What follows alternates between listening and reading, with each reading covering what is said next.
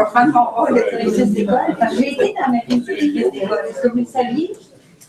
Je demande ça aux élèves des CFR. Est-ce que vous le saviez? Non. Ma carrière a commencé comme enseignante. Alors, comme vos enseignantes, moi, j'étais dans une école pour des jeunes qui avaient des difficultés. Puis un jour, j'ai eu le plaisir de me faire offrir un poste comme directrice d'un CFR en 97, à Bellechasse. Et j'ai accepté. Mais je ne savais pas trop dans quoi je m'embarquais. Et aujourd'hui, je vous dirais que c'est sûrement le plus beau choix que j'ai fait dans ma vie, d'accepter un jour de devenir une directrice d'un CFR. J'ai tellement aimé ça que, voyez-vous, je suis encore là. Je ne sais même pas quand est-ce que je vais partir. Je ne me pose même pas cette question-là. Alors ça, c'est mon introduction improvisée. Merci d'avoir accepté notre invitation au lancement des nouvelles caravanes du développement durable du réseau des CFR. Même si vous vous êtes présenté rapidement, je veux quand même faire le tour de nos invités qui ont une grande importance pour nous parce que si on est capable de se promener à travers le Québec pour présenter les caravanes, c'est qu'on a derrière nous des mécènes. Savez-vous c'est quoi des mécènes? C'est des gens qui croient en ce qu'on fait et qui acceptent de nous supporter financièrement pour qu'on puisse atteindre nos objectifs. Alors, ils se sont, pour la grande majorité d'entre eux, déplacés aujourd'hui. Et tous ceux et celles qui n'ont pas pu venir, bien, ils nous suivent par la voie du web. Parce que derrière, on a une petite caméra qui est branchée avec tous les CFR et qui est également branchée avec tous les partenaires qui voulaient nous suivre en direct. Alors, on est en direct par le web. Alors, qui est avec nous aujourd'hui? Et on a ici, tout de suite à l'avant, de l'organisme ARP Québec. Qui est l'organisme ARP Québec? Qui peut me dire ça dans les étudiants? Association. Pour le recyclage de produits électroniques. Exactement. Alors, on a Mme Jacinthe qui est avec nous. Tantôt, Mme Dominique Lebesgue va venir se joindre à nous. Elle est en haut. Alors, on a à côté de Mme Jacinthe, on a l'organisme Éco-Peinture. Ça fait longtemps que vous entendez parler d'Éco-Peinture. Éco-Peinture, là, il est presque aussi vieux. Presque aussi vieux. Vous avez parti pas, M. Bertrand, c'est drôle. L'éco-peinture, il est presque aussi vieux que nos caravanes. Pas tout à fait, mais presque. En fait, le jour où Éco-Peinture a été constituée, dès ce moment-là, ils ont accepté de nous supporter. Alors, on a donc avec nous M. Bertrand Boudreau, le directeur général d'Éco-Peinture. Bonjour, mes amis. Bonjour. On a également un autre organisme qui, à la première journée, il a décidé, qui a été constitué, la SOGU. Ça, la SOGU, vous êtes capable de me dire c'est quoi? Oui. La Société de gestion des huiles usagées. Exactement. Alors, la Société de gestion des huiles usagées, la SOGU, dès qu'ils ont été constitués, ils sont devenus des partenaires du réseau. Alors, on a avec nous cet après-midi M. Duchesneau, qui est le directeur général adjoint de l'organisme de la SOGU. On a également un partenaire de très longue date avec nous. Puis ce partenaire-là, il y a deux volets. Il nous supporte dans nos activités pédagogiques, mais il nous supporte aussi parce qu'on a avec eux des contrats d'affaires. Alors, on a l'organisme d'Hydro-Québec, que vous connaissez, M. Faudy, est-ce que je le dis bien, M. Walid Faudy, qui est le représentant d'Hydro-Québec. Puis vous avez derrière vous, M. Faudy, le CFR qui reçoit tous les vêtements de travail d'Hydro-Québec et qui les transforme. Alors, le CFR des Patriotes est l'un de nos 3 CFR qui transforment vos vêtements de travail. Alors, on a donc Hydro-Québec qui est avec nous également aujourd'hui. On a le Fonds de développement des CFR. Le Fonds de développement des CFR, c'est l'organisme qui supporte, quand un CFR démarre, on développe un secteur d'activité, puis qu'il a besoin d'avoir des équipements pour organiser son usine. Alors, c'est le Fonds de développement des CFR qui supporte l'achat des équipements. On a 2 représentants avec nous au conseil d'administration, M. Louis Coulombe et M. Robert Arsenault. Bonjour. Bonjour. Nos autres partenaires, Desjardins, la Fondation SSQ, sont en direct avec nous. Malheureusement, ils ne pouvaient pas se déplacer. La Fondation SSQ nous supporte pour nos caravanes depuis longtemps maintenant et ils sont à Québec. Alors, nous regardons par le lien du web. Tout comme les gens de Desjardins, la Fédération des caisses Desjardins. Les 22 CFR au Québec ont suivi des objectifs. Nous, on se dit que nos élèves, à la fin de leur formation, ils vont être des personnes autonomes, ils vont être des travailleurs productifs, et c'est dans les usines des CFR que vous devenez des travailleurs productifs, et on veut également que vous soyez des citoyens engagés. Être un citoyen engagé, quand on est assis dans une classe, puis comme prof, on essaie d'expliquer ça aux élèves, c'est pas facile. Alors, depuis nos tout débuts, on s'est dit quelle est la meilleure façon d'impliquer nos jeunes comme citoyens engagés, si ce n'est pas en les amenant à faire de la promotion. De la promotion du développement durable, parce que c'est notre raison d'être, le développement durable. Alors, la caravane, notre outil pédagogique, la caravane, est devenu notre outil privilégié pour faire de vous des citoyens engagés. À preuve, à chaque année, vous partez, les 22 CFR, et vous avez comme mandat de représenter tous ceux qu'on voit là pour aller dire à des élèves dans les écoles, à des adultes lors de différents événements, comment c'est important de protéger notre environnement. Et c'est ça le message que vous devez transmettre. Et ça fait partie du programme pédagogique des élèves. Moi, si je demandais aujourd'hui à ceux et celles qui sont ici, puis vous avez beaucoup de mérite d'être ici, d'abord, vous avez été choisis, ceux qui sont ici. On a lancé un concours parmi tous les CFR, puisque c'était des nouvelles caravanes, alors il y avait à apprendre un nouveau contenu. Il fallait apprendre également à bien le présenter. Alors, on a lancé un concours et il y a 2 CFR qui ont été retenus pour présenter aujourd'hui la caravane, notre nouvelle caravane, son nouveau visuel, la caravane du développement durable. Alors, il y a le CFR anciennement Lonceau qui s'appelle maintenant le CFR de la Rivière-du-Nord qui est situé à La Chute et le CFR des Patriotes qui est situé à Boucherville qui nous présentera la caravane de l'énergie. Alors, ce sont les 2 CFR qui ont été retenus. Et comme spectateurs, parce qu'ils habitent pas très loin, puis parce qu'ils ont beaucoup d'intérêt à la chose, on a des élèves ainsi que des enseignants du CFR Monseigneur Parent qui est situé à Saint-Hubert, près de nous. Alors, bienvenue avec nous, puis merci d'être là. Puis pour les élèves du CFR de Boucherville, des Patriotes, je me permets de le dire, je vous remercie parce qu'aujourd'hui, dans ce CFR, c'est une journée de congé. Il n'y a pas d'école, c'est une journée pédagogique. Et les enseignantes ont dû sélectionner des élèves parce qu'il y en avait beaucoup qui voulaient venir. Ça veut dire que vous tenez tellement à cœur votre engagement citoyen que vous avez même décidé de donner de votre temps durant une journée de congé. Alors ça, c'est méritoire. Je vous félicite de ça. La caravane, là, elle existe depuis longtemps. Elle existe depuis le premier CFR au Québec. Le CFR de... Il vient d'où, le premier Normand-Maurice. Le CFR Normand-Maurice maintenant, à l'époque, il s'appelait le CFR Victoriaville. Alors, c'est le CFR Victoriaville, à l'époque, l'équipe des enseignants, qui ont lancé l'idée de la caravane. Et vous êtes vraiment privilégiés parce qu'assis dans la salle, je ne vous l'ai pas dit quand il est entré, mais on a, je ne l'appellerai pas l'ancêtre des CFR, mais on a un des 3 premiers profs du premier CFR au Québec, le CFR Victoriaville, en la présence de M. Robert Arsenault, Bob pour les plus intimes. Bob Arsenault, ça a été le premier prof qui a commencé à la fin des années 80, avant même que vous soyez au monde, qui a commencé à parcourir le Québec avec la caravane. Je vais vous le présenter parce que Robert va vous raconter un petit peu l'historique, d'où ça part sur les caravanes du développement durable des CFR du Québec. Mon frère Robert.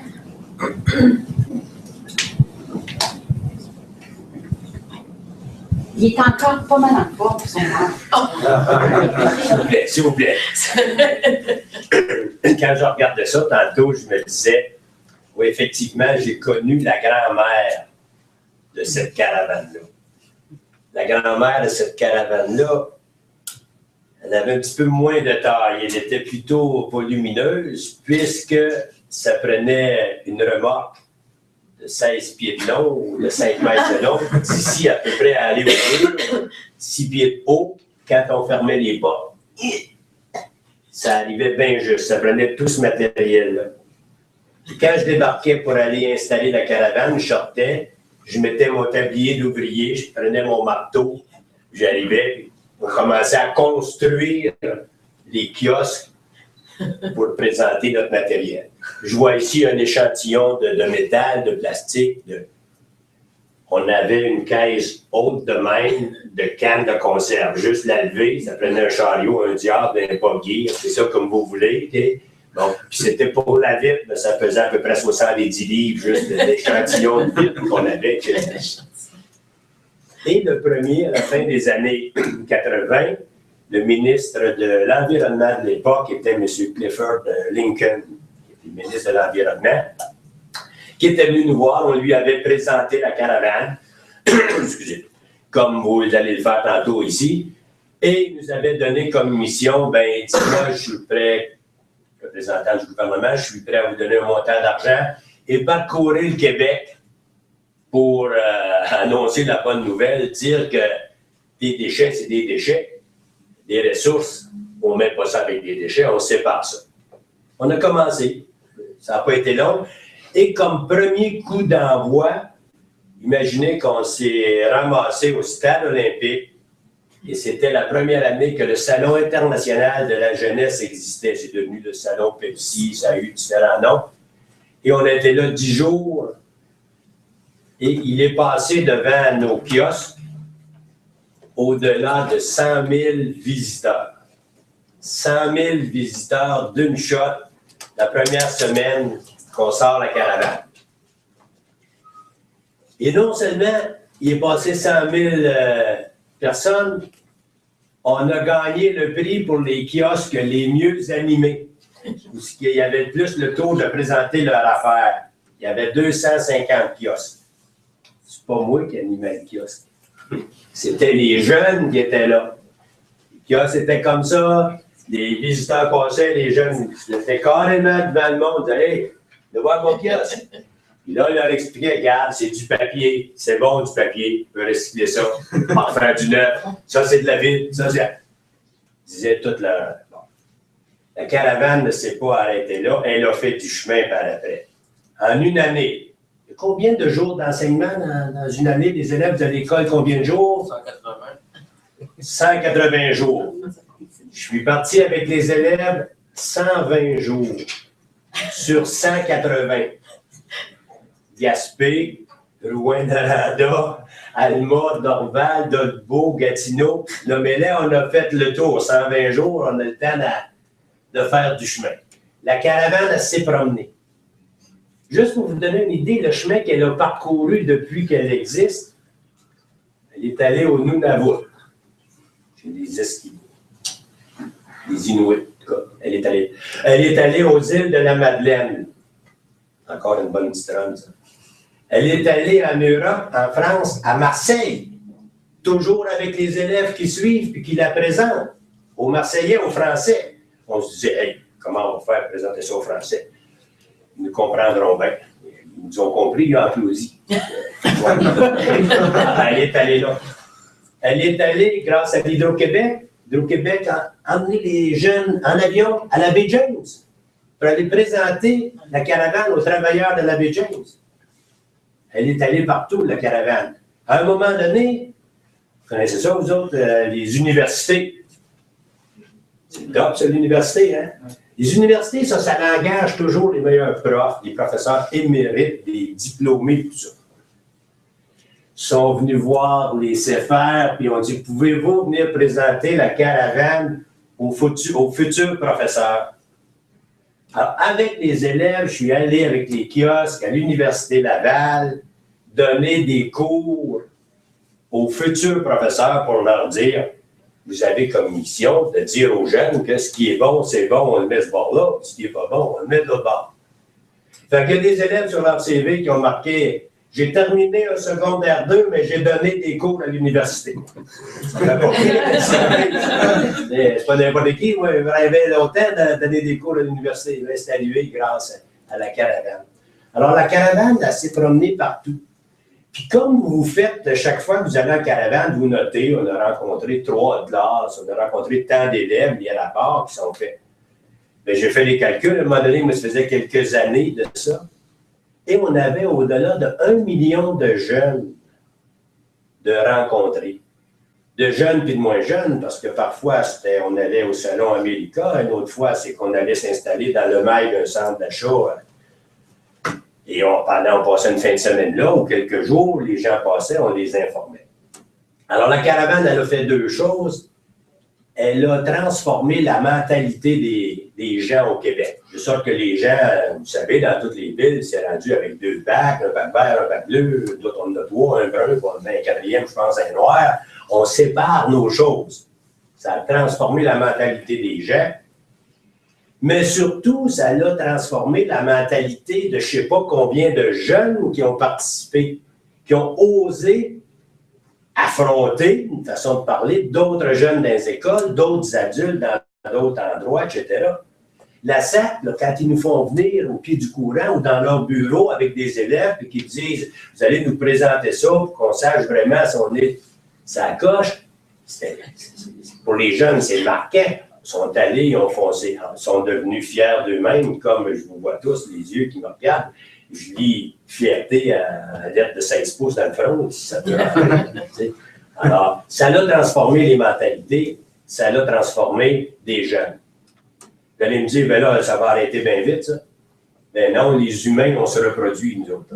On en fait d'autres.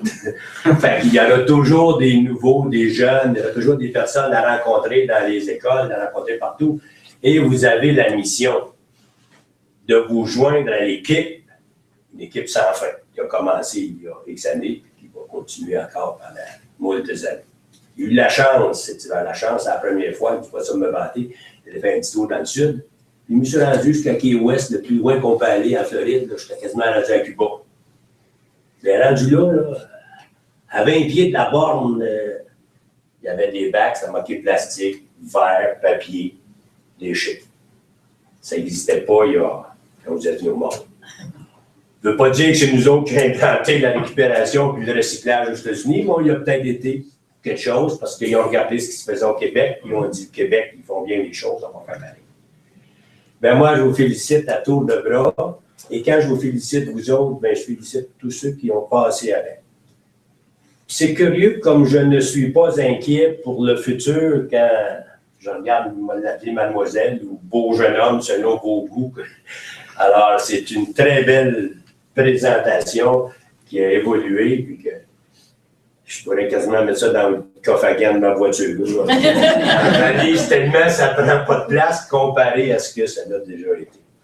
Puis je remercie évidemment tous ceux qui nous ont aidés, les mécènes qui ont été là en tout temps. Et je pense que je n'ai jamais eu de doute, chez les gens qui ont participé avec nous. Alors bravo, puis j'ai hâte de l'entendre présenter. Ça va sûrement encore faire bien du chemin. Merci.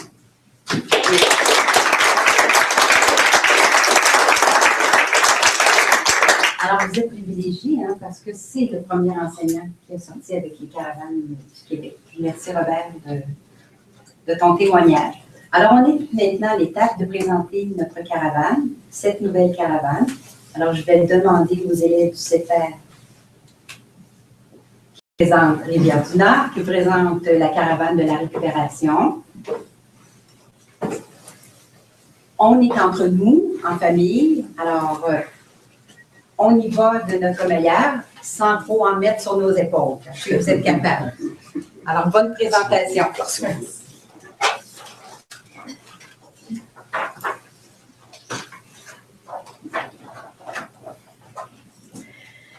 Alors, bonjour à tous et bienvenue à la caravane de la récupération. Alors, je me présente, mon nom est Annie Laliberté et je suis enseignante au CEPER de la Rivière-du-Nord. Le CEPER, en fait, c'est un acronyme où l'on a pris la première lettre de chacun des mots et ça nous a donné CEPER. C pour centre, F pour formation, Pour l'entreprise. Et R pour récupération. Alors, c'est le centre de formation en entreprise et récupération. À cet endroit, on y accueille des jeunes qui sont âgés de 15 à 18 ans. Ce sont des jeunes qui n'ont pas fait le parcours régulier au niveau scolaire et ce sont des jeunes qui se préparent au marché du travail. Alors, pendant 3 ans, ils s'en viennent au CEPER et avec eux, on alterne entre le travail en classe et le travail en entreprise. Comme par exemple, au CEPER de la Rivière-du-Nord, nous, on fait du tri et démantèlement de matériel électronique. Ce qui veut donc dire que nous recevons des matières des différents éco-centres de nos municipalités, ainsi que des commissions scolaires. Et avec les élèves, nous procédons à la réception des matières, au tri, au démantèlement et à l'expédition. Alors, on essaie de voir un petit peu toutes les tâches qui sont reliées à l'emploi. Au CFR, nous avons des outils pédagogiques particuliers. La caravane fait partie de nos outils pédagogiques. Alors, la caravane, comme on l'a dit, elle sert à aller sensibiliser les gens à la récupération, soit dans les écoles ou dans les entreprises. Et pour nos élèves, ben, vous savez ce que c'est de faire une présentation devant un groupe. Ça peut être très énervant. On a chaud, on a un petit peu peur, je vais oublier mon texte, est-ce que je vais être correct, est-ce que tout va bien se passer? Alors, c'est un petit peu le stress qu'on vit.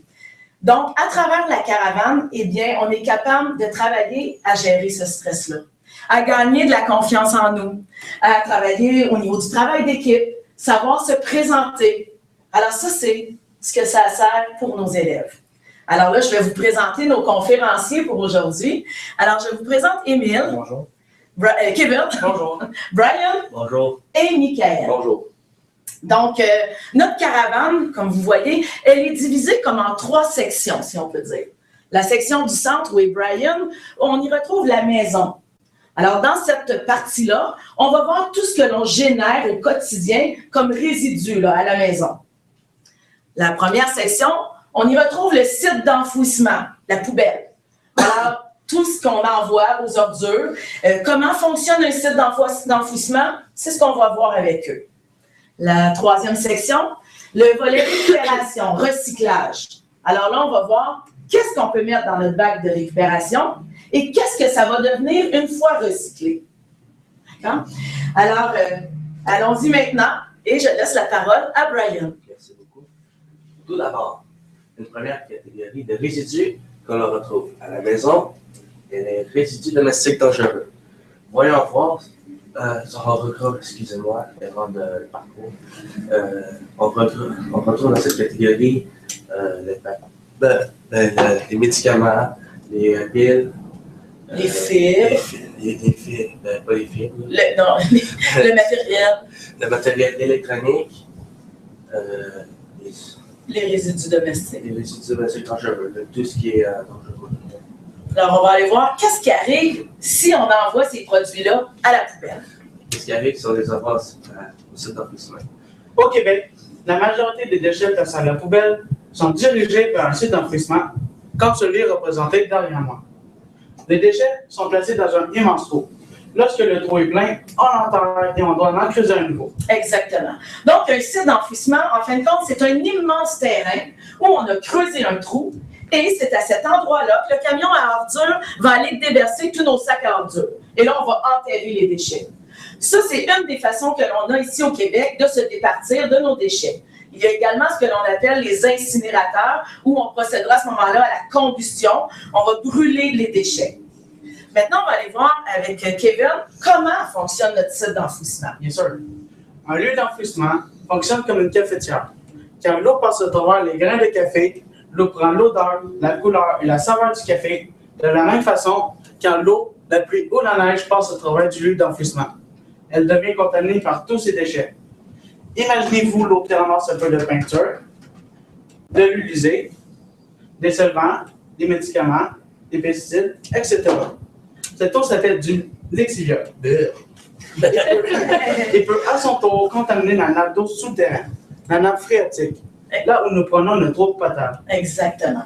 Et pour vous donner une idée à quel point c'est nocif pour l'environnement de jeter ces résidus, eh bien, on dit que 1 litre d'huile usée comme celui-là peut contaminer l'équivalent d'1 million de litres d'eau. Alors, Brian, que penses-tu de l'enfouissement de ces résidus? On peut donc dire que l'enfouissement de ces déchets pose problème. Voyons voir ce qu'il arrive si l'on récupère ces produits. Les résidus domestiques dangereux peuvent être récupérés et transformés en d'autres produits selon différents procédés. L'organisme Éco-Peinture s'occupe de la récupération des peintures au Québec. Les restes de peinture sont dirigés vers Laurentides ressources de Victorville. Ils seront triés par type de peinture et par couleur. Ils seront filtrés pour en faire la peinture recyclée. On la retrouve chez plusieurs détaillants. Exactement. Les contenants de peinture vide comme celui-ci, ainsi que les contenants d'aérosol, peuvent être récupérés. Lorsqu'on a un contenant vide comme celui-ci, c'est important d'essuyer le pourtour du contenant avec notre pinceau et le laisser sécher comme ça, le couvercle à part, pendant 24 heures. On dit que si tous les contenants métalliques comme celui-ci étaient récupérés au Québec, il serait possible de fabriquer l'équivalent de 300 000 vélos par année. C'est une bonne quantité. Alors maintenant, Michael va poursuivre. Bien sûr. La Société de gestion des huiles usagées, SOGU, s'occupe de la récupération des huiles au Québec. L'huile usée, les filtres, les contenants, incluant les aérosols, peuvent aussi être récupérés. Tous ces produits ont une deuxième vie. Les huiles sont utilisées comme combustible dans les fournaises. Les filtres, quand eux vont dans une fonderie. Au Québec, environ 30 millions de huiles usées se perdent dans la nature chaque année. C'est l'équivalent de 3 camions de citerne par jour. Exactement. Il serait également très important de récupérer nos ampoules fluocompactes, ceci, les piles et les médicaments. Pour ce qui est des ampoules et des piles, il est possible de les rapporter chez un détaillant Rona ou encore à l'éco-centre de notre municipalité. Pour ce qui est des médicaments périmés, eh bien, il est important de les rapporter chez le pharmacien.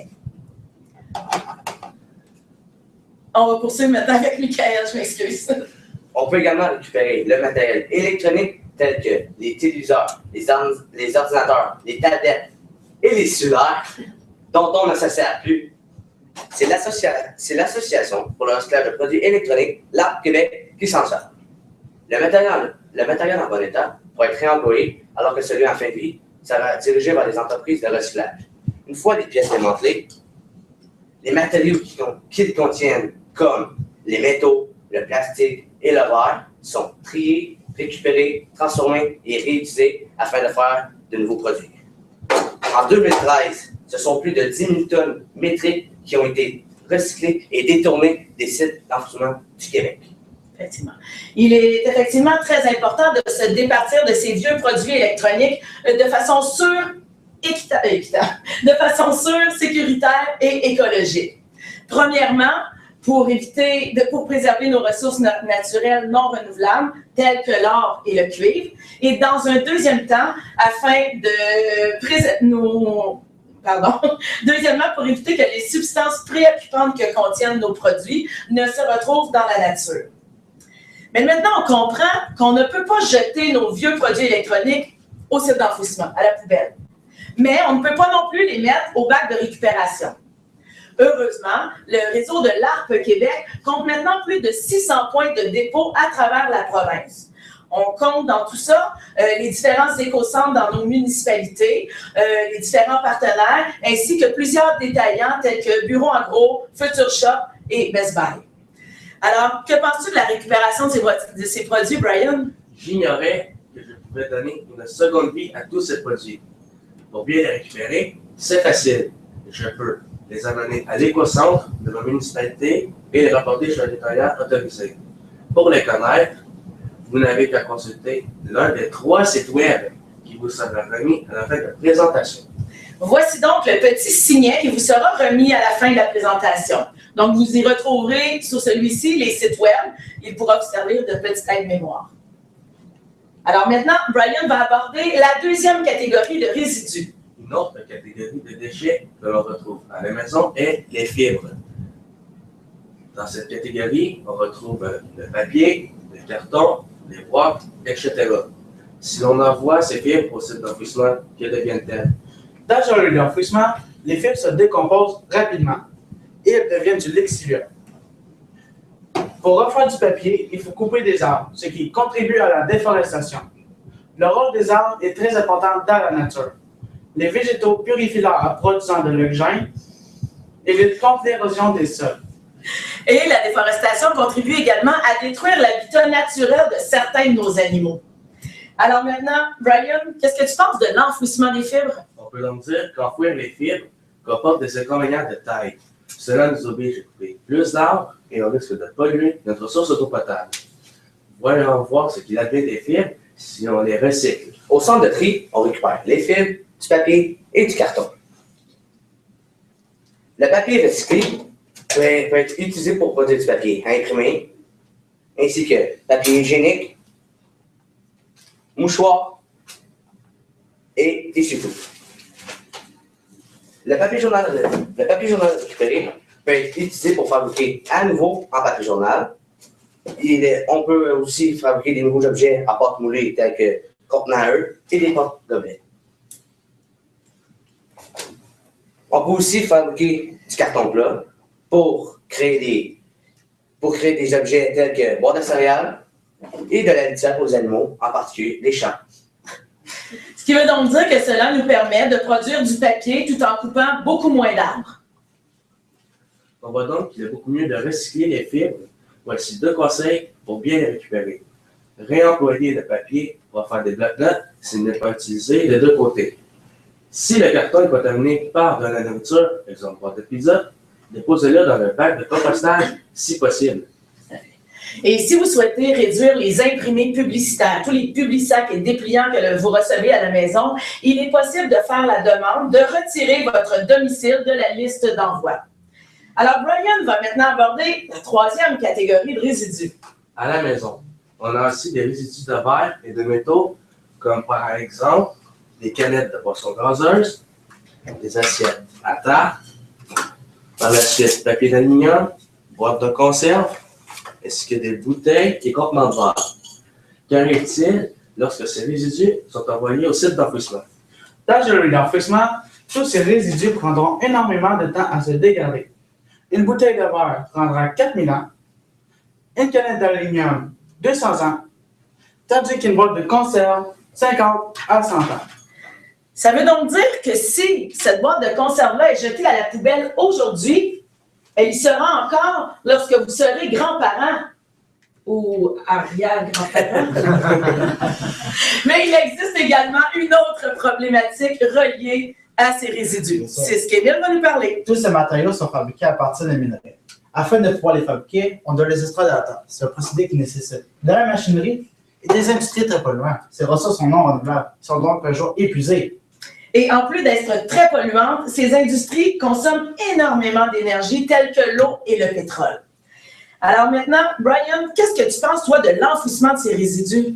Il est vrai que ces résidus prennent beaucoup de temps à se dégrader et que l'on gaspille des ressources non renouvelables en les envoyant au site d'enfouissement.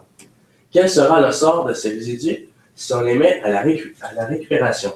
Une fois récupérés, les contenants d'acier et d'aluminium seront transformés en nouveaux objets tels que des canettes de boissons gazeuses, des bâtons de baseball, des outils, des meubles de jardin, ainsi que des accessoires automobiles. Le verre est quant à lui transformé en nouveaux contenants verts, des microbés pour la peinture de bûcherons dans les rues, une composante de béton et du sable pour la filtration des piscines.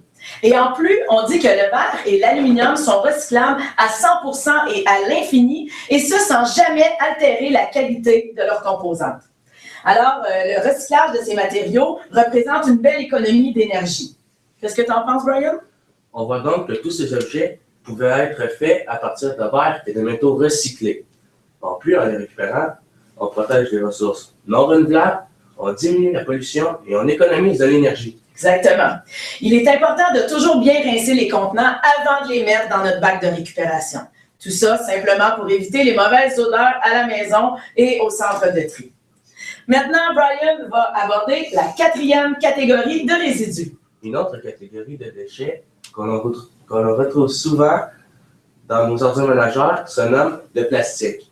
Dans cette catégorie, on retrouve différents contenants de produits alimentaires, de produits ménagers, ainsi que des bouteilles d'eau et boissons gazeuses.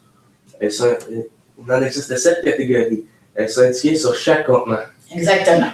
Maintenant, j'aimerais porter votre attention sur ce que l'on appelle le logo du recyclage, le ruban de Mobius. En fait, ce sont 3 flèches qu'on a reliées pour former un triangle qui, lui, représente le cycle de la récupération. À l'intérieur de ce triangle, on y retrouve un chiffre qui, lui, représente nos différentes catégories de plastique. Alors, celui-ci, ce chiffre-là, en fait, sert au trieur pour faire le tri et le recyclage des différents contenants et bouteilles de plastique. Le plastique est encore considéré par les gens comme un produit jetable après l'usage. Dirigeons-nous au site d'enfouissement afin de savoir ce qui se passe avec ce résidu. La matière première utilisée dans la fabrication du plastique est le pétrole, une ressource non renouvelable qui pollue énormément. Le plastique est un résidu qui se décompose difficilement et constitue donc une source de pollution à très long terme. Et voilà. Et de plus, dans un site d'enfouissement, c'est très dérangeant le plastique parce que, comme on sait, c'est très léger. Alors, lorsque le plastique se retrouve au-dessus du site d'enfouissement, eh bien, à la moindre brise, au moindre coup de vent, il pourrait s'envoler dans l'environnement. Une autre chose, s'il se retrouvait au fond du site d'enfouissement, comme on sait, le plastique est imperméable. Alors, il empêchera les gaz de s'échapper, ce qui pourrait provoquer des incendies et voire même des explosions. Merci. Alors, Brian, est-ce que tu penses que c'est une bonne idée de les enfouir?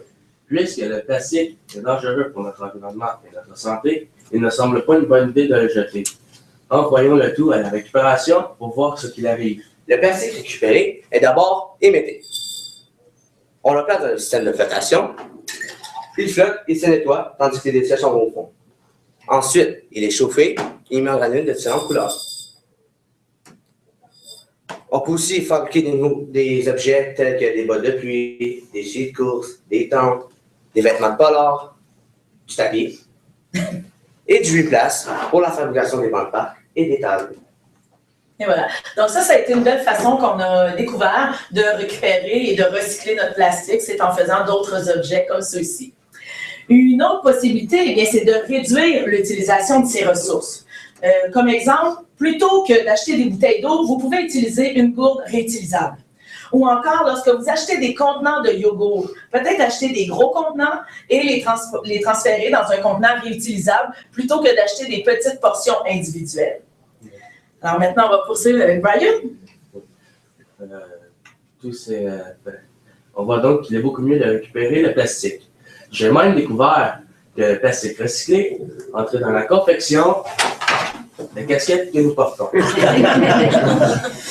Alors, si vous souhaitez recycler le plastique, il est aussi important de bien le rincer et également de retirer le bouchon du contenant parce que la plupart du temps, il n'est pas fait à partir de la même matière plastique. Alors maintenant, nous allons aborder la dernière catégorie de résidus. Enfin, une catégorie de résidus que la maison génère en grande quantité est les résidus végétaux.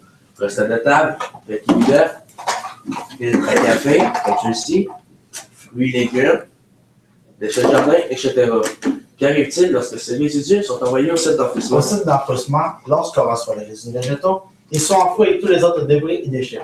Malheureusement, pour être bénéfique pour l'environnement, les résidus végétaux doivent être régulièrement entretenus. Ici, ils ne reçoivent pas les soins nécessaires, alors ils se transformeront en méthane, un gaz nocif pour l'environnement qui contribue au changement climatique. Exactement, Émile. Et en plus, lorsqu'ils sont jetés, eh bien, ces résidus, eh bien, ils remplissent beaucoup plus vite nos sites d'enfouissement. On voit donc que ces résidus sont nocifs pour l'environnement s'ils sont enfouis. Voyons s'il est possible de les récupérer. La récupération des résidus végétaux se nomme le compostage. Grâce au compostage, il est possible de créer un engrais naturel. Si on récupère le compost, il peut enrichir nos pelouses, nos jardins, ainsi que nos plates-bandes. Alors, je vous invite à vérifier auprès de vos municipalités, à savoir s'il y a la collecte des résidus végétaux dans votre secteur, dans votre municipalité, ou encore, eh bien, si vous avez de l'espace à la maison, vous pourriez fabriquer votre propre bac à compostage. Maintenant, Brian, que penses-tu, toi, du compost? Le compost constitue donc une alternative simple à l'enfouissement des résidus végétaux. Avec tout ce que nous avons appris aujourd'hui, je comprends mieux pourquoi il est essentiel de récupérer nos ressources plutôt que de les jeter. Afin de m'occuper le mieux possible de mon environnement, je fais comme Normand. J'applique les 3 R. Je réduis le gaspillage, je réutilise le plus souvent possible et je recycle. Excellent. Donc, pour nous, la présentation se termine maintenant. Nous espérons que vous avez apprécié la présentation et qu'on a pu vous transmettre un peu d'informations. Merci.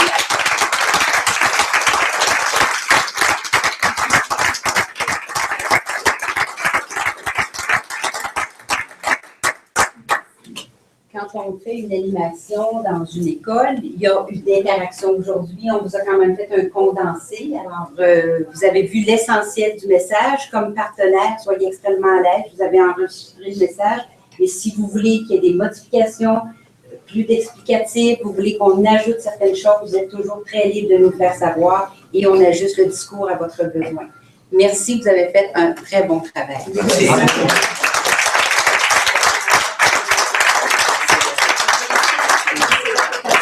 À prendre la relève.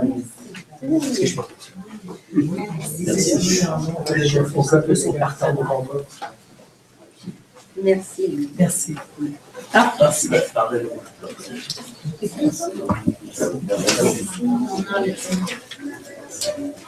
je peux me permettre, pendant que le Sephore des Patriotes se prépare,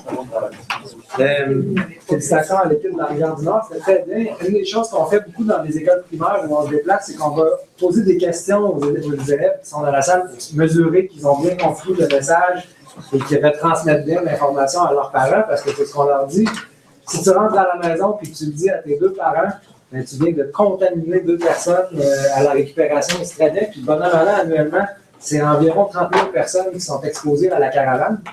Comme je le disais à M. Boudreau, on avait l'impression qu'on visitait beaucoup des écoles primaires, mais en faisant l'analyse de nos rapports de caravane, on s'est aperçu que l'année dernière, c'est 45 % de ces 30 000 personnes-là qui étaient en fait des adultes qu'on a rencontrés dans différents contextes, des entreprises qui nous invitent, des foires dans les centres commerciaux qui sont organisés par les municipalités.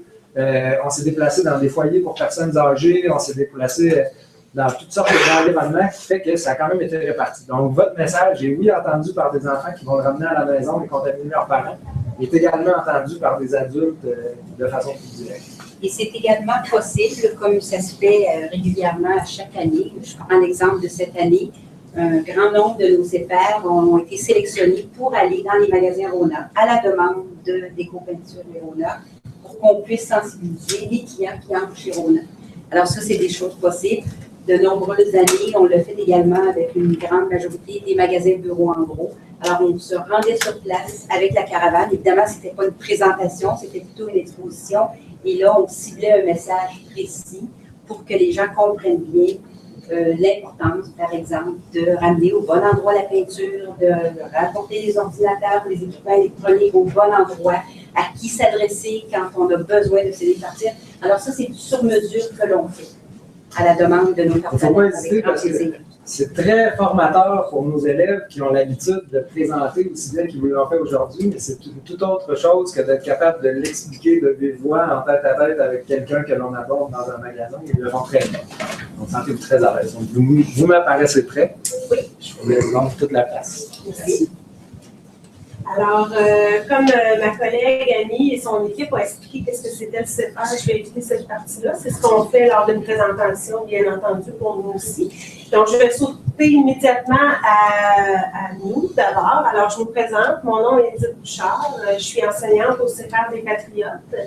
J'ai avec moi 3 collègues lors de la présentation Énergio. Présentement, j'ai avec moi Sabrina qui va présenter le kiosque 1. Le kiosque des énergies. J'ai avec moi aussi Nadine, qui, elle, va nous présenter le kiosque 2, le kiosque de l'eau. Et Jason, ici, qui va nous présenter le kiosque 3, les comportements responsables. Juste pour parler un petit peu de nous, c'est par des patriotes. Notre créneau CEPAR, c'est que nous, on a le textile, donc on récupère les vêtements au Québec, la CEPAC et la SQ. Lors d'une présentation, bien entendu, aux élèves, on explique qu'est-ce qu'on fait comme transformation aux vêtements. Donc, on désensibilise le vêtement qu'on reçoit bien entendu chez nous, c'est acheminé pour éviter de remplir les sites d'enfouissement par souvent de très bons vêtements. Pourquoi? Parce que ce sont des sociétés d'État qui fournissent des vêtements à leurs employés et souvent ils ont des directives bien précises, soit à tous les 6 mois, sinon 1 an, ils doivent rechanger leurs vêtements. Donc, des fois, ils ne sont pas nécessairement usés, mais comme on ne peut pas redistribuer les vêtements identifiés déjà SQ ou encore, bien entendu, au Québec à monsieur, madame, tout le monde, ils nous sont acheminés et on désensibilise le vêtement. Donc, on explique à l'élève qu'on enlève le logo. Une fois que le logo est enlevé, souvent, on doit briser le vêtement parce qu'il y a un trou. Donc, on répare le vêtement, on refait une pièce pour remettre le vêtement en bonne et due forme. Puis, on explique, bien entendu, aussi aux jeunes que si on a un manteau écrit en gros, soit police, ou une combinaison écrit Hydro-Québec, on pourrait se faire identifier pour ces compagnies-là, de là l'importance de retravailler ces vêtements-là. On explique aussi à nos jeunes lors des présentations que tout ça permet à nos élèves de développer des habiletés pour aller sur le marché du travail à l'aide de notre entreprise. Alors, c'est ce qu'on fait, bien entendu, au départ.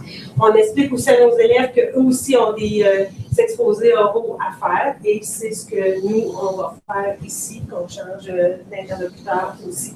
Vous allez voir, c'est une forme un petit peu différente de présentation puisque moi, j'interviens entre chacun des kiosques. Habituellement, j'interagis beaucoup avec l'élève. Là, je ne vous ferai pas jouer trop à l'élève aujourd'hui. Je vais juste vous expliquer en gros ce que je vois avec les élèves après chacune des interactions avec mes élèves. Alors, tu peux y aller, Sabrina. On va commencer par la présentation du kiosque 1. L'énergie provient de deux sources, des sources renouvelables et des sources non renouvelables. Je vais premièrement vous parler des sources non renouvelables, principalement le combustible fossile, le pétrole, le gaz naturel et le charbon. Malheureusement, les combustibles fossiles sont ceux qui polluent le plus en produisant du gaz à effet de serre. Le pétrole extrait du sol est transformé en diesel, en essence et en aérochauffage. Qu'est-ce qu'est l'effet de serre? Un gaz carbonique qui dégage de nos autos et de nos usines en s'accumulant dans l'atmosphère en créant une sorte d'écran empêchant la chaleur de s'y échapper. Ce phénomène entraîne le réchauffement de la planète et occasionne des augmentations des événements climatiques extrêmes comme les inondations, le verglas, les ouragans et les vagues de chaleur ou de froid intenses. Certains types de peinture et d'autres produits sont fabriqués à partir des combustibles fossiles comme le pétrole. Les huiles usées sont alors dérivées et récupérées et filtrées pour une deuxième vie par la SOGI. De son côté, Éco-Peinture s'occupe de récupérer les vieilles peintures. Pour ce qui est de la majorité des plastiques, vous pouvez les placer dans un bac de récupération. Je vais maintenant vous parler des énergies renouvelables et non polluantes. Le soleil. Nous avons ici un capteur solaire. Cette lumière représente le soleil. Les rayons de cette lumière frappent le panneau qui transforme le mouvement mécanique en courant électrique. Le vent souffle et fait tourner des pales de l'éolienne. Nous avons ici on utilise celle-ci comprend un générateur qui transforme le mouvement mécanique en électricité. Le bois. Le bois est aussi souvent utilisé pour faire chauffer nos maisons, améliorer la qualité de l'air des villes et des villages, diminuer la consommation du bois, car la combustion du bois de chauffage rejette de la fumée, de la suie et des substances nocives. Il est donc important de se munir d'un pôle à bois certifié EPA. L'eau, la pluie tombe et alimente nos cours d'eau. On construit un barrage sur une rivière on utilise la force de l'eau grâce à des turbines et à des alternateurs qui produiraient de l'électricité. L'eau demeurera toujours essentielle à la vie de l'être humain. Merci, Sabrina. Alors, une fois que Sabrina a fait la présentation, ce que je fais avec les élèves, c'est qu'on refait le tour des énergies. Donc, je leur demande de me nommer les énergies non renouvelables et les énergies renouvelables. Une fois que ça c'est nommé, on revoit, bien entendu, dans les non renouvelables, on revoit les plastiques. Pourquoi on revoit les plastiques? On fait le lien avec le fait que on fait le lien avec le fait que c'est, bien entendu, fait à base de pétrole. Donc, on revoit divers articles en plastique. Puis, on leur dit, bien entendu, de le mettre dans le bac de récupération. Je fais un clin d'œil en même temps en leur disant que autour du signe, bien entendu, il y a un chiffre et que souvent, le chiffre numéro 6 n'est pas récupérable au Québec, sinon en trop petite quantité. Donc, je leur dis qu'est-ce qui est fait à partir de 6. Je leur dis que le petit contenant de yogourt, il y a certaines marques qui ont le numéro 6, donc de porter une attention particulière. Je leur souligne que je ne suis pas là pour faire de dire telle sorte de yogourt choisir plutôt que l'autre, sauf que maintenant qu'ils sont sensibilisés, c'est à eux de faire le choix. Donc, je leur remets à eux. Une fois que ça s'est fait, on revoit nos énergies qui sont renouvelables. Donc, on fait le tour ici. Donc, on dit que sur le site d'Hydro-Québec, il y a plusieurs petits barrages, des moyens et des gros. Je leur demande de me nommer les deux plus gros. En passant, monsieur, souvent, le MX5 sort facilement, mais bon, en noir, c'est un petit peu plus difficile, donc on les informe de ça. On revoit l'énergie de l'éolienne. Je leur demande où, au Québec, ils ont placé les premières éoliennes et pourquoi. Bien entendu, faire le lien avec le vent. Une fois que ça c'est fait, je leur fais faire le lien aussi avec l'énergie solaire, puis souvent ils possèdent une calculatrice, bien entendu, qui fonctionne à l'énergie solaire. Donc, il y a beaucoup d'interactions avec l'élève et avec nous. Je fais un petit clin d'œil aussi par rapport au bois. Je leur dis que oui, il faut que ce soit certifié EPA pour les poêles à bois, mais je leur dis que tout dépendant des municipalités, particulièrement pour nous sur la Rive-Sud, que ça dépend. Il y a des endroits où on ne peut pas, même si c'est certifié, donc sur l'île de Montréal, il n'y a pas de chauffage au bois du tout. Il y a certains endroits ici sur la Rive-Sud, exemple à Varennes, qu'on ne peut pas avoir de petits poêles à bois extérieurs. Donc, de vérifier auprès de leur municipalité pour voir qu'est-ce qui est accepté et non. Une fois que ça c'est fait, on passe avec Nadine qui, elle, va nous présenter le kiosque numéro 2, le kiosque sur l'eau. Parce que l'eau est à l'origine de la vie, les premières formes de vie sont nées dans l'eau il y a près de 5 milliards d'années. Parmi ces êtres vivants, les plantes et les animaux sont principalement constitués. Le sang est essentiel à la vie de l'être humain. Sur la Terre, l'eau joue le même rôle que le sang. Sans eau, la vie sur Terre était possible. L'eau recouvre 71% de notre planète. Presque la totalité de l'eau sur Terre, soit 97%, c'est de l'eau salée. Sur ce qui reste, 2% se retrouvent dans les glaces du pôle Nord et du pôle Sud, et 1% dans les lacs et les côtes. L'usage de l'eau s'illustre comme suit. 70% en agriculture, 20% pour les usages industriels et 10% pour les usages domestiques.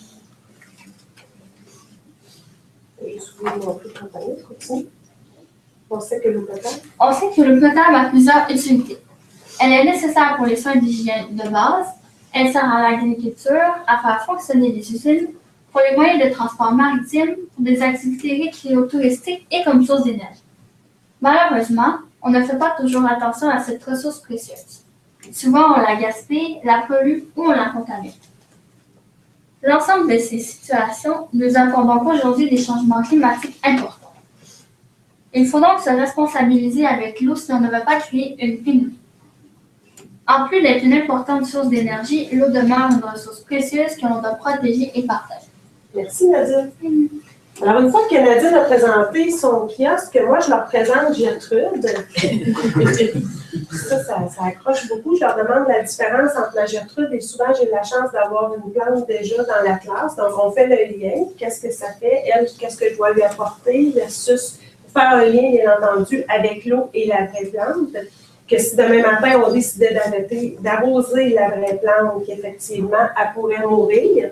Une fois que ça s'est fait, qu'on a bien compris ça, je fais le lien avec nous, les êtres humains. C'est important qu'on se réhydrate, bien entendu, donc qu'on boive un demi-litre à 2 litres par jour. Je leur dis que si on perdait 15% de notre eau, de notre corps, qu'on pourrait mourir. Tout ça pour, bien entendu, pour prendre conscience de l'importance de l'eau. Une fois que ça c'est fait, je leur rapporte avec le contenant du pétrole, en leur rappelant que c'était pour souligner l'énergie qui était non renouvelable. Donc, on renomme encore une fois le pétrole, mais que cette fois-ci, je l'utilise simplement pour le volume. Donc, une fois qu'ils ont compris que ce que je veux pas que tu te représentes le contenant, mais je veux que tu vois la quantité. Donc, si je remplis mon contenant ici d'eau complète, j'ai 5 litres d'eau.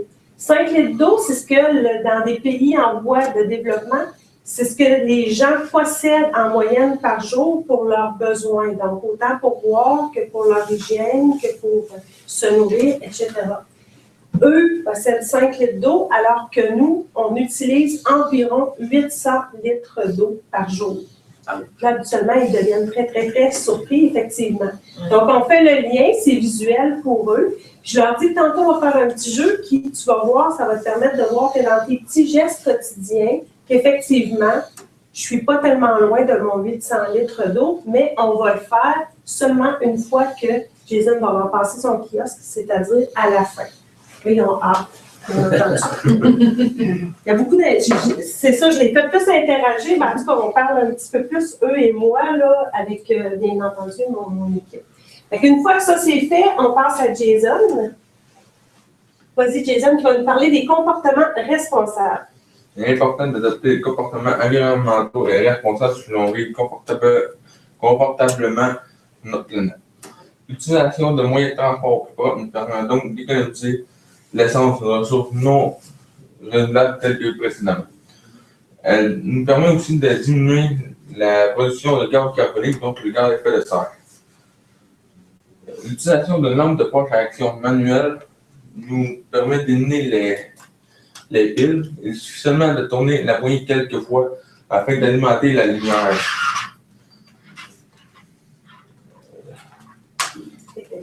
Éteignons lumière appareil le plus souvent possible. Nous avons une minuterie qui nous permet de programmer l'ouverture et la fermeture de lumière des appareils. On a un thermostat électronique qui nous permet de mieux contrôler la température dans les pièces.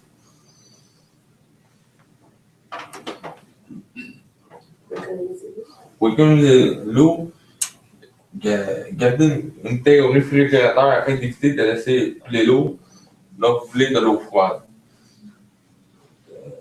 Cessons d'acheter des bouteilles d'eau en plastique et achetons plutôt une gourde.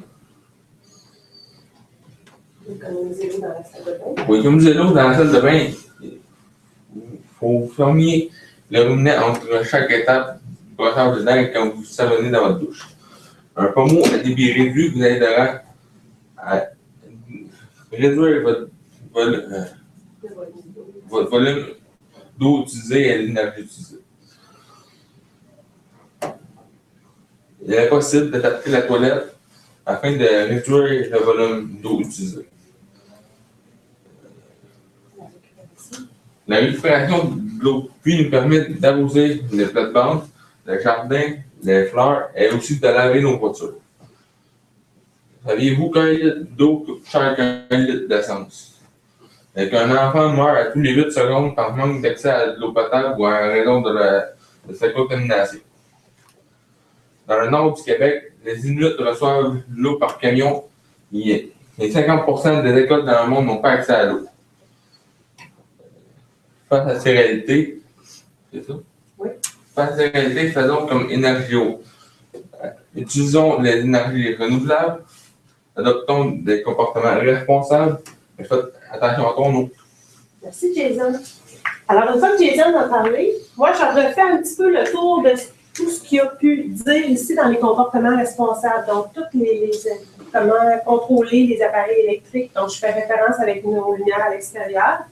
Les lumières dans le temps des fêtes, bien entendu. L'été, on vient par la boire. On fait un lien aussi avec ça, des choses qu'on pourrait arrêter, continuer. Je refais un lien aussi très important par rapport à la gourde d'eau. Je rapporte ce que on avait mis dans le bac de récupération tantôt par rapport à la bouteille d'eau qu'on a achetée. Et je leur confirme que c'est important de ne pas réutiliser la bouteille d'eau qu'on a déjà achetée pour ne pas faire des BPA, qui est bien entendu un gaz nocif pour la santé. Donc, de bien utiliser une gourde à cet effet. Je fais le tour de ça. On refait le tour, bien entendu, de tout ce qui est les appareils électroniques, peut-être de couper de certains degrés dans le jour quand on n'est pas là. Je fais le tour aussi par rapport à nos vagues de froid, quand à un moment donné, ils nous demandent dans nos médias de ne pas nécessairement utiliser trop d'électricité dans les gros moments. Fait que là, je fais le tour avec eux autres, c'est quand pour eux les grandes possibilités, qu'est-ce qu'on peut faire pour éviter tout ça. Je fais le petit jeu aussi que j'ai trouvé sur Hydro-Québec, je leur fais nommer les 6 électroménagers qu'ils possèdent dans leur maison et je leur demande de me dire du moins énergivore au plus énergivore, qu'est-ce qu'eux les placent, bien entendu. Et en même temps, ça me permet de voir avec eux qu'est-ce que ça veut dire qu'énergivore. Absolument, ils le savent, ça va très bien de ce côté-là. Et je complète avec le fameux petit jeu parce que je reviens avec notre 800 litres d'eau que nous, on utilise. Puis ça me permet de voir avec eux selon ce qu'ils utilisent en eau. Je leur demande de me donner en 18 litres d'eau chacun des dépenses qu'on fait de façon quotidienne en eau. Je leur explique que je mets des positifs parce que je leur dis, vous autres, en 6e année, vous êtes très, très bons en mathématiques et moi, je ne suis pas ici pour vérifier ça. Donc, je leur dis, je cache les réponses parce que je le sais que tu es capable de faire la division mentalement. Et moi, ce que je veux, c'est te sensibiliser à ce que tu utilises un petit peu le moins d'eau possible, en tout cas. Donc, c'est le but de ma visite, c'est pour ça que j'ai placé ça. Fait que là, je leur dis, vraiment, actuellement, ils sont très, très drôles, là. Alors, pour chacun de combien, donc on sait que 800 litres d'eau pour la douche, pas 800 litres, mais de 18 litres d'eau pour la douche. Et ils sont très, très, très surpris. On le fait 4 fois, bien entendu, pour chacun des petits gestes quotidiens, dont le brossage de dents qui prend 18 litres d'eau pour 2 minutes. Si tu laisses couler ton eau, fait que je revois à ce moment-là le moyen de l'arrêter, bien entendu. La fameuse laveuse à vêtements aussi, qui n'est pas modifiée, qui se trouve à être 18 litres d'eau. Et la fameuse toilette. Je profite de la toilette à ce moment-là pour leur revenir sur quand Jason nous disait de modifier. Il y a moyen de modifier notre toilette pour être capable de la réduire. Fait que je revois avec eux le dernier format de la toilette qui souvent est adapté pour réduire en eau. Mais je leur dis que si toi, tu as déjà une bonne toilette et que tu la changes, tu remplis le site d'enfouissement, on est un petit peu à l'envers de ce qu'on veut faire. Donc, je leur explique que tu peux mettre quelque chose à l'intérieur de ton réservoir. Là, je les fais bien rire parce que souvent, je leur dis tu peux mettre une brique. Il ne faut pas que tu la lances parce que là, si tu arrives chez toi et que tu fais ça puis ton parent n'est pas là, tu brises la toilette, tu dis c'est l'enseignant ou tu sais faire des patriotes qui m'a dit de faire ça. Non, fais pas ça. Fait que là, je leur explique que tu peux prendre soit une bouteille d'eau, 5 litres, ou encore tu le fais bien entendu avec un parent, et puis l'eau. À ce moment-là, ils sont un petit peu plus sensibilisés. 4-7 fois-là pour toutes les fois que tu vas à la toilette dans une journée.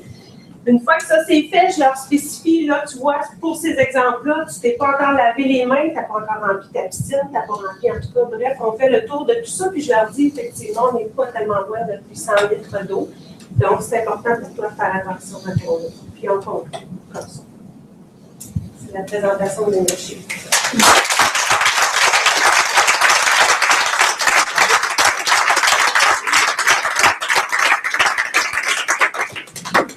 J'aimerais quand même souligner en tant, moi j'étais enseignant pour des élèves comme vous, avant d'être agent de développement, et c'est au moins 1 million de fois plus stressant, on est dans les statistiques là, avec les présentations, c'est au moins 1 million de fois plus stressant pour nos élèves de présenter devant nos distingués partenaires que celui que de présenter devant une classe primaire. Donc, pour cet effort sensationnel, vous avez livré une très belle performance, vous pouvez être fiers de vous, je pense que vous méritez.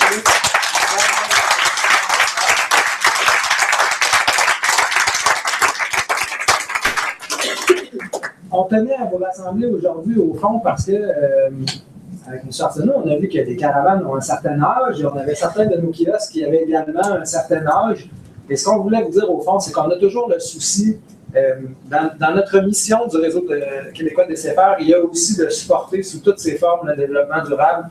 Pour nous, les caravanes de la récupération et de l'énergie eau sont des moyens simples qu'on a de modifier les comportements d'une partie de la population pour en faire des gens plus responsables au niveau du développement durable. On a le souci d'actualiser notre message dans sa forme. Cette caravane-là est déjà un petit peu plus vieille que celle-ci. On se rassoit en comité avec des enseignants.